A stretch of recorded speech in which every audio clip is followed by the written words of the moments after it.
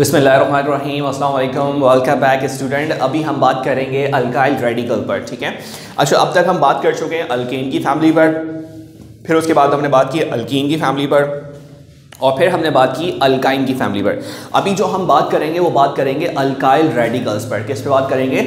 Alkyl radicals पर। अच्छा, अब ये अल्काइल रेडिकल्स जो होते हैं ये कोई अलग से फैमिली नहीं होती, बल्कि ये ऑर्गेनिक कंपाउंड में एज अ ब्रांच के तौर पर आ रहे होंगे। जब हम आगे जाके अपने नेक्स्ट लेक्चर से ऑर्गेनिक कंपाउंड के नॉमेनक्लेचर स्टार्ट करेंगे तो फिर हमें पता चलेगा कि ये जो अल्काइल रेडिकल होते हैं ये कहीं ना कहीं ब्रांच का हिस्सा होते हैं, कहीं ना कहीं ये सब्स्टिट्यूएंट के तौर पर आ रहे होते हैं। जैसे जब मैं आपको ऑर्गेनिक केमिस्ट्री क्लासिफिकेशन पे बता रहा था तो मैंने आपको बताया था कि समटाइम ऐसा होता है कि कार्बन अपने जैसे कार्बन के साथ मिलकर स्ट्रेट चेन कंपाउंड बनाते हैं, और समटाइम ऐसा होता है ब्रांच चेन कंपाउंड बनाते हैं। तो वो जो ब्रांचेस होती हैं वो अल्काइल रेडिकल होते हैं, ठीक है।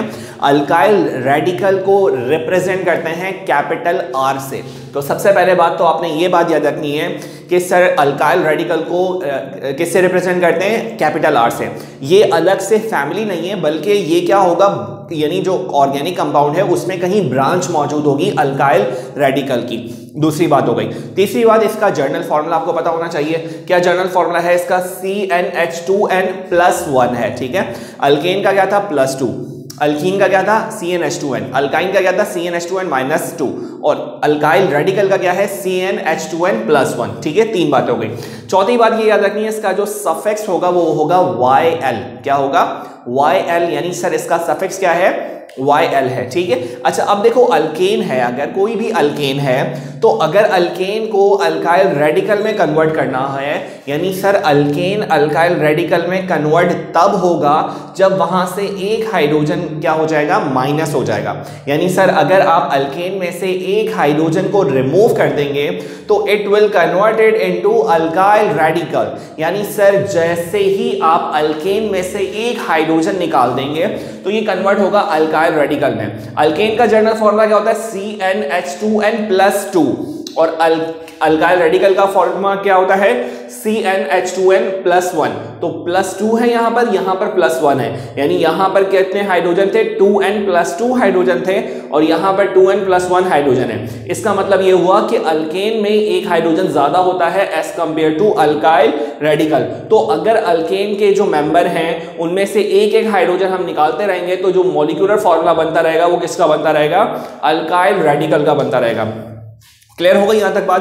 तो अगेन ये कोई आपके पास इसका कोई फंक्शनल ग्रुप नहीं है, क्योंकि ये आपके पास एज अ ब्रांच के तौर पर मौजूद होगा, लेकिन होगा जरूर। तो इसका नाम भी पता होना चाहिए, इसका मॉलिक्यूलर फॉर्मूला भी हमें पता होना चाहिए, ठीक है। क्लियर हो गई बात? अच्छा, अब देखो, अब अगर नंबर ऑफ कार्बन एक है, यानी अल्काइल रेडिकल में एक कार्बन है, तो according to this general formula इसका मॉलिक्यूलर फॉर्मूला क्या निकलेगा? जहां जहां n आ रहा है वहां वहां आप 1 पुट कर दें। C as it is, n की जगह 1, H as it is, 2 as it is, n की जगह पर 1 और +1, ठीक है। तो ये क्या बन जाएगा आपके पास? ये बन जाएगा C1, 1 लिखो या ना लिखो बात है कि H2 to the 4, 2 1 2, 2 और 1 3, तो ये होगा CH3 हो जाएगा, ठीक है। यानी सर अगर एक कार्बन है तो उसका नाम क्या होगा? मेथ होगा। क्या होता है उसका नाम? METH, मेथ, ठीक है। क्योंकि ये अल्काइल रेडिकल है तो इसका जो सफिक्स है वो क्या है? YL है। तो ये क्या बन जाएगा? ये बन जाएगा मीथाइल। क्या बन जाएगा? मीथाइल बन जाएगा। क्लियर हो गई यहां तक बात? लाइक द सेम वे अगर दो कार्बन है तो C तो एज इट इज रहेगा, N की जगह आ गया आपके पास 2, H एज इट इज रहा, 2 एज इट इज रहा, N की जगह आ गया 2 और +1, 2 2 4, 4 और 1 कितने हो गए? 5 हो गए, ठीक है। तो ये हो जाएगा आपके पास C2H5, ठीक है। अगर आपको याद हो कि अल्केन में अगर एक कार्बन होता है तो हाइड्रोजन 4 होते हैं, यहां पर 3 है। अल्केन में अगर दो कार्बन हो तो हाइड्रोजन 6 होते हैं, यहां क्या है? 5 है। तो इसका मतलब यह है कि अल्केन में से एक एक हाइड्रोजन हम क्या कर रहे हैं? माइनस कर रहे हैं। तो सर अगर दो कार्बन है तो दो कार्बन का जो सफिक्स होता है वो होता है एथ। क्या होता है? एथ होता है। क्योंकि ये अल्काइल फैमिली है तो अल्काइल फैमिली का सफिक्स क्या होगा? YL। तो ये कहलाएगा इथाइल। क्या कहलाएगा? इथाइल कहलाएगा। अगर नंबर ऑफ कार्बन 3 है, अगर नंबर ऑफ कार्बन 3 है तो ये होगा C3, H as it is, 2 as it is, N की जगह 3 हो गया, +1 हो गया, ठीक है। तो ये हो गया 3 2 6, 6 और 1 7 हो गए। तो ये हो गया आपके पास C3H7। क्या हो गया? C3H7 हो गया। और C3H7 तीन कार्बन वाले को क्या पढ़ते हो आप? प्रोप पढ़ते हो। क्या पढ़ते हो? प्रोप। और इसका सफिक्स क्या होगा? YL। क्या होगा? YL। तो ये हो जाएगा प्रोपाइल। क्या हो जाएगा आपके पास, प्रोपाइल हो जाएगा। क्लियर हो रही है यहां तक बात? देखें अकॉर्डिंग टू जनरल फार्मूला हमने मॉलिक्यूलर फार्मूला निकाला और नाम लिखना शुरू कर दिया, और ये आप देख रहे होंगे यहां पर कि अल्केन में से एक एक हाइड्रोजन माइनस होता जा रहा है, ठीक है। तो अगर नंबर ऑफ कार्बन 4 होंगे तो ये हो जाएगा आपके पास C4H as it is, 2 as it is, N की जगह आ गया 4 + 1, तो 4 2 8 और 8 और 1 9 हो गया, ठीक है। तो ये हो जाएगा आपके पास C4H9। तो 4 कार्बन वाले को क्या पढ़ते हैं, उसका प्रीफिक्स क्या होता है, ब्यूट होता है। क्या होता है, ब्यूट। और ये क्या होगा, ये होगा ब्यूटाइल। YL क्यों आएगा, क्योंकि ये अल्काइल रेडिकल की फैमिली से बिलोंग कर रहा है, तो यहां पर क्या आएगा, YL आएगा। क्या आएगा, YL आएगा। यहां तक बात क्लियर हो गई, ठीक है। अच्छा, अब नंबर ऑफ कार्बन अगर 6 हैं, ठीक है, अगर नंबर ऑफ कार्बन 6 हैं तो ये हो जाएगा आपके पास C की जगह, N की जगह 6 आ गया, H एज इट इज रहा, 2 एज इट इज रहा, N की जगह 6 हो गया और ये हो गया +1, तो 6 2 8, 8 और 1 कितने हो गए, 9 हो गए। तो ये हो गया आपके पास C6H कितने हो गए आपके पास, 6 2 8, 6 2 12, 12 और 1 13, तो ये हो गया C6H13। कितने हो गए, C6H13 हो गए। और अगर 6 कार्बन होते हैं तो उसको हम पढ़ते हैं हेक्स। क्या पढ़ते हैं, हेक्स पढ़ते हैं। और क्योंकि ये अल्काइल रेडिकल है तो ये हो जाएगा आपके पास हेक्साइल। क्या हो जाएगा, हेक्साइल हो जाएगा, ठीक है। नंबर ऑफ कार्बन अगर 8 हो, क्या हो 8, तो ये होगा C8H as it is, 2 as it is, N की जगह 8 + 1, तो ये हो गया 8 2 16, 16 और 1 19, तो ये हो गया आपके पास 6 8 6 C8H19। तो सर C8H19 हो गया आपके पास। तो अब इसका नाम लिखने का तरीका यह है कि अगर 8 कार्बन होते हैं तो उसका प्रीफिक्स क्या होता है, 8 कार्बन वाले का प्रीफिक्स होता है ऑक्ट, अक्टूबर वाला ऑक्ट, ठीक है। और इस क्योंकि ये अल्काइल रेडिकल है तो ये हो जाएगा ऑक्टाइल। क्या हो जाएगा, ऑक्टाइल हो जाएगा, ठीक है। और आखिरी में आपको करवा रहा हूं नंबर 10, अगर C कार्बन जो है वो 10 है तो इस फॉर्मूले में जहां जहां N आ रहा है वहां वहां आप 10 पुट कर दो। H as it is, 2 as it is, N की जगह 10 + 1, तो 10 2 20, 20 और 1 21 हो गया आपके पास, ठीक है।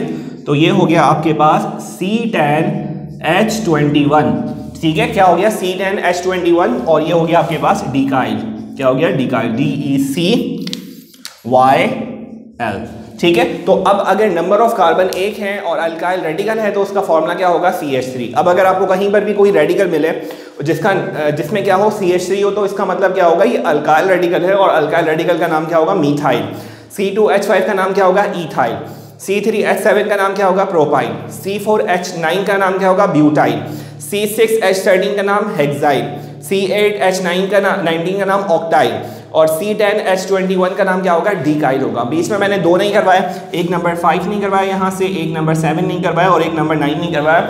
ये तीनों आपने करने हैं। शुरू के 10 मेंबर के नाम, उनके मॉलिक्यूलर फॉर्मूला आपको पता होना चाहिए। Methyl, ethyl, propyl, butyl, pentyl, hexyl, heptyl, octyl, nonyl और डिकाइल, ये 10 मेंबर हैं। आप मेरे साथ दोबारा रिपीट कीजिए, methyl, ethyl, propyl, butyl, pentyl, hexyl, heptyl, octyl, nonyl और डिकाइल, ठीक है। क्लियर हो गई बात। तो अल्काइल रेडिकल क्या होते हैं, ये आपके पास ब्रांच में होंगे, ये कोई फैमिली नहीं है बल्कि ये रेडिकल होते हैं, ये ब्रांच का हिस्सा होंगे, यानी कोई कंपाउंड होगा तो उसमें ब्रांच के तौर पर ये लगे होंगे। तो इनका नाम लिखना बहुत ज़्यादा ज़रूरी है। तो अगर नाम लिखना ज़रूरी है तो इनका नाम पता भी होना चाहिए और इनका मॉलिक्यूलर फार्मूला भी आपको याद होना चाहिए।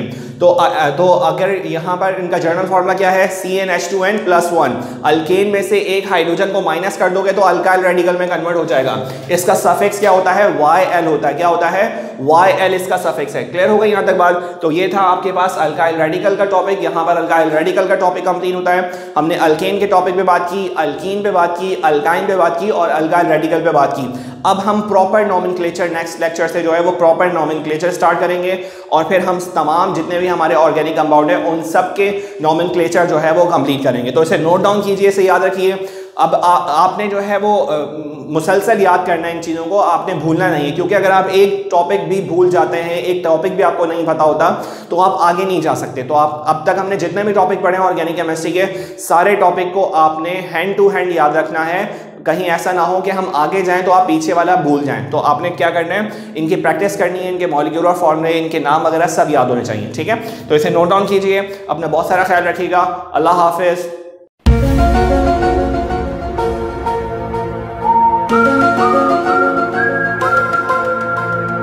बाय।